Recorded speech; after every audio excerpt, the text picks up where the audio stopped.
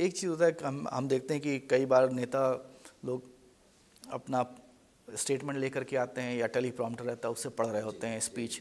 आप काफ़ी impromptu speech देते हैं और हाल ही में एक एफआईआर हो गया आपके नाम पे। क्या लगता है कि आपने गलती कर दी और कहीं माफ़ी मांगनी चाहिए? पूरा बहुजन समाज इसी उस पे खड़ा है कि वो गलत नहीं था, वो अपने हकों के लिए लड़ा और झुका नहीं, तभी आगे बढ़ा। तो इसलिए जब हमारा समाज नहीं झुका तो हम कैसे झुक जाएंगे? अगर हम गलत किए होते तो बिल्कुल माफ़ी मांगते। हमने तो यही बोला था कि भाई जो जिस तरीके से प्रदेश में और देश में युवाओं को बेरोज़गार रखा गया है, जिस तरीके से बहन बेटियों पे अत्याचार हो रहे हैं, जिस तरीके से वो ये राशन की स्कीम चलाकर उनको गुलाम बना रहे हैं, राइट, तो ये एक तरीके का आतंकी है, गलत है ये। हमने वही चीज़ बोल दी कि भाई ये गलत है। अब गलत को गलत नहीं बोलेंगे तो फिर क्या बोलेंगे? अब उस चीज़ को बुरा लग गया या हमारे शब्दों का चयन शायद थोड़ा सा इतना फाइन नहीं था, इतना अच्छा नहीं था, चुभ गया किसी को ज़्यादा, तो ठीक है, कोई बात नहीं, उसमें गलत थोड़ी ना बोला है। गलत बोले होते तो बेशक हमारे बड़ों ने हमेशा सिखाया कि गलती करोगे तो माफ़ी मांगनी पड़ेगी। देखा जाए तो आपका जो वोट है एक तरह से एक सीसॉ देखने को मिलता है आपके बीच में और भाजपा के बीच में। जब आपकी परफॉर्मेंस नीचे जाती है भाजपा की परफॉर्मेंस ऊपर हो जाती है, और जब आपकी परफॉर्मेंस ऊपर है तो भाजपा नीचे चली जाती है।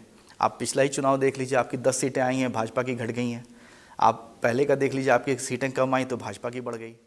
इसका मतलब सीसॉ नहीं है ये, इसका राइट तरीका, इसको सही तरीका अगर पुट अक्रॉस करना है तो ये होगा कि अगर भाजपा को कोई रोक सकता है तो वो बहुजन समाज पार्टी ही है और वो आदरणीय बहन जी ही हैं।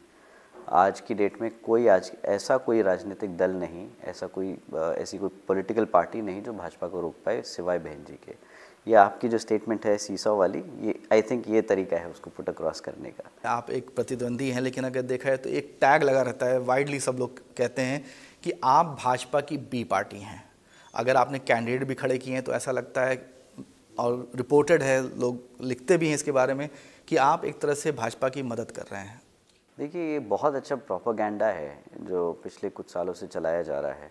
इसको हमने ग्राउंड पे काउंटर किया था और अब जैसे कि आप देख रहे हैं बहन जी की रैलीज़ में, आदरणीय बहन जी की रैलीज़ में, तो बहन जी भी इस चीज़ पे बात कर रही हैं और वो क्लैरिफिकेशन दे रही हैं। और जब मुझे मौका मिला है तब मैंने भी कोशिश करी, हमारे सभी लीडर्स ने कोशिश करी है कि इस प्रोपेगेंडा को हम क्लियर ऑफ करें।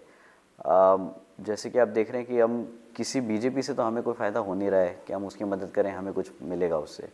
पर हम अपने जो कैंडिडेट्स उतारते हैं, हम अपने कैंडिडेट्स अपने समाज को देखकर, पिछड़े समाज, गरीब समाज के लोगों को देखकर, उनकी कास्ट कॉम्बिनेशन को देखकर हम पुट अक्रॉस करते हैं। हमारा उससे कोई बीजेपी से कोई स्पेसिफिकली कोई पर्टिकुलर एजेंडा नहीं।